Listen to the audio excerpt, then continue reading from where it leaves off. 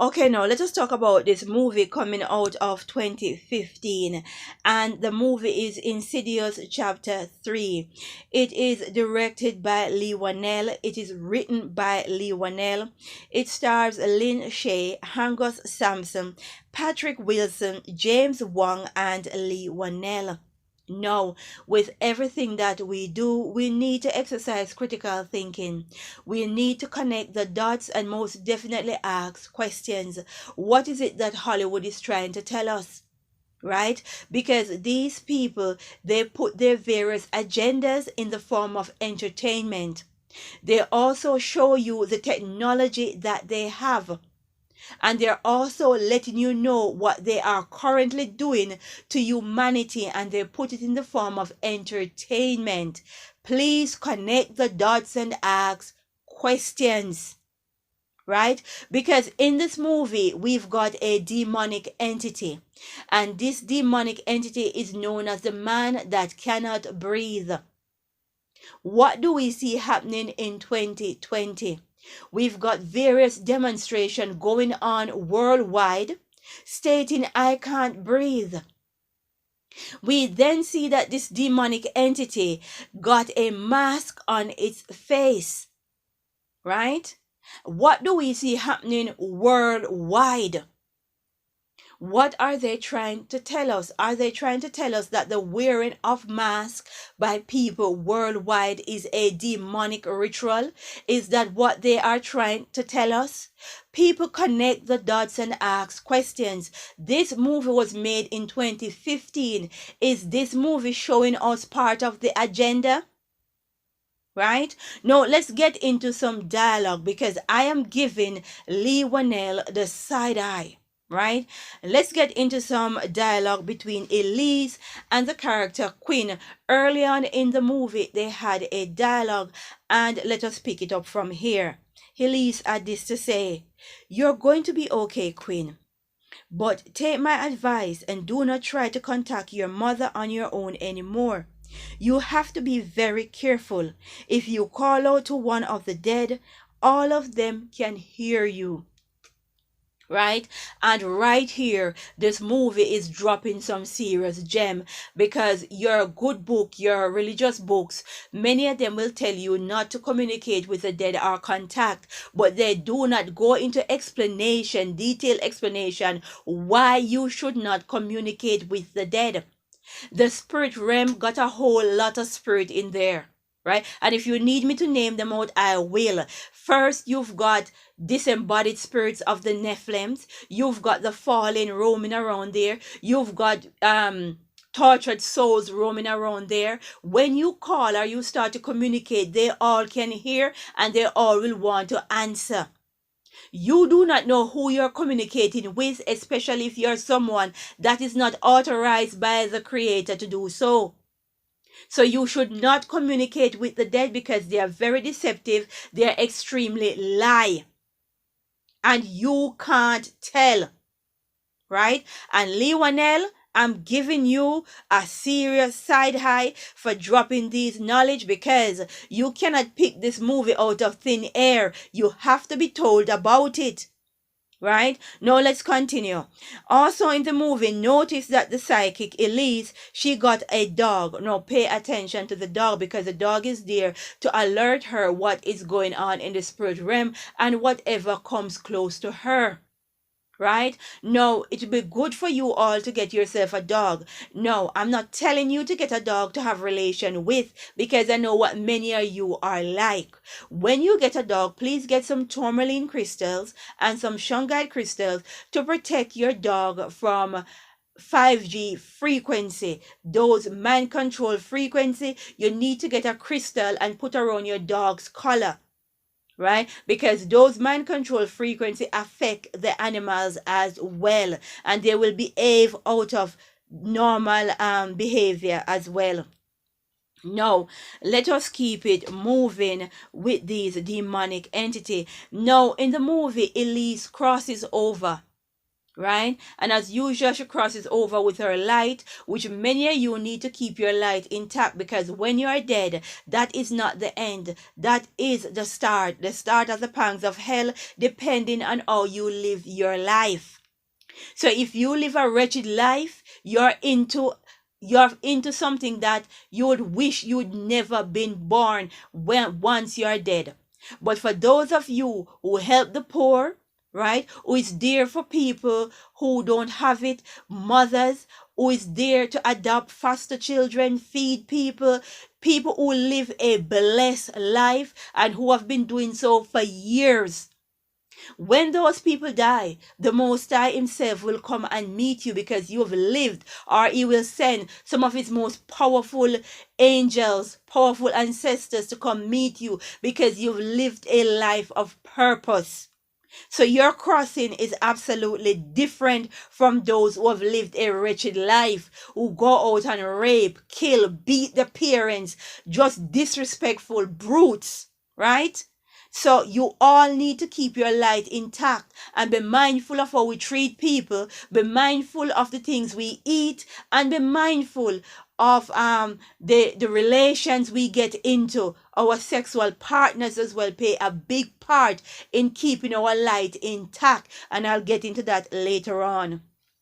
Now, when Elise goes into the spiritual realm, which they call the further, we see that these demonic entities are very deceptive. Lee Wanell is showing you how deceptive they are. Many you might not know, but this is absolutely correct, because when they realize they could not defeat her physically, they play with her emotion. They know her husband is deceased, her husband is dead, so they come in the form of the dead husband, trying to conquer her, right? So understand how they work. They are constantly watching you. They might live in a realm far away, but they're all around us, the living, watching and making their very own notes. So if they get the chance to manipulate you, they can. Right? So Elise was very strong and was able to spot the deception and the lie.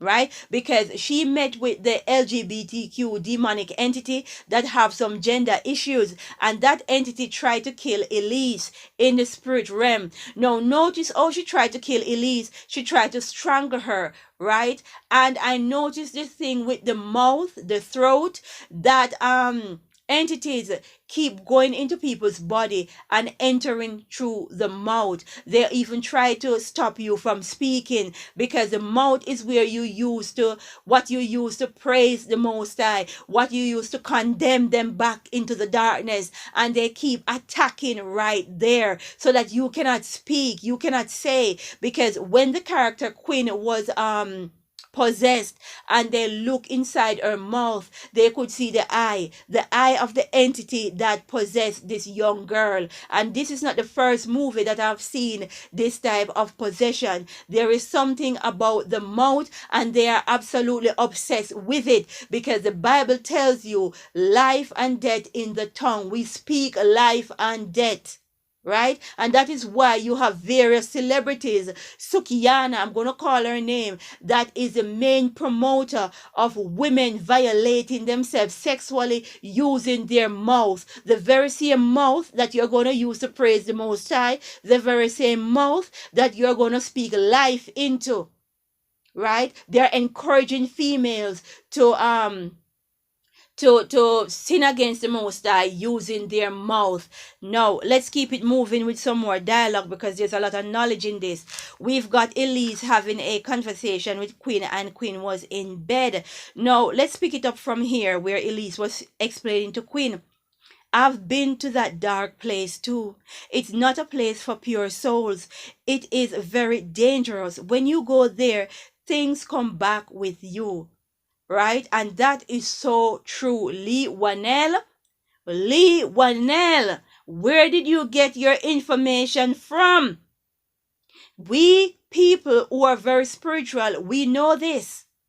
So we don't expect you Hollywood people to be intact with your spiritual self, to know that when you enter these spiritual places, you can bring back entities into your dimension that can cause a whole lot of chaos. right? That is why you do not try to contact or go into those spiritual places without being properly authorized, right? Because when you're authorized, you travel with a powerful ancestor or a powerful angels, whatever they call them. You travel with one who will protect you so you can see what you need to see and you will leave safely. Now, let's keep it moving with some more dialogue because the dialogue is very interesting. Now we have Elise talking to the family and the other two guys that were trying to help the father. Now, this is what Elise has to say. This entity is a very powerful this entity is very powerful. It's a spirit who used to live in this building a long time ago. It's been alone for a while, for a long time, but she's making it stronger. It's feeding on her life force. Now, one of the characters asked, he wants to possess her? Elise answered, usually entities of this type, living in the dark, they want to possess the bodies of the living so they can leave the dark and return to life. But there is another kind of spirit. It's an even worse kind. One that doesn't want to leave the dark, that wants the soul of the living to join it in the shadows. People, they answered their own question. They show you their hand and they are letting you know what everything is all about.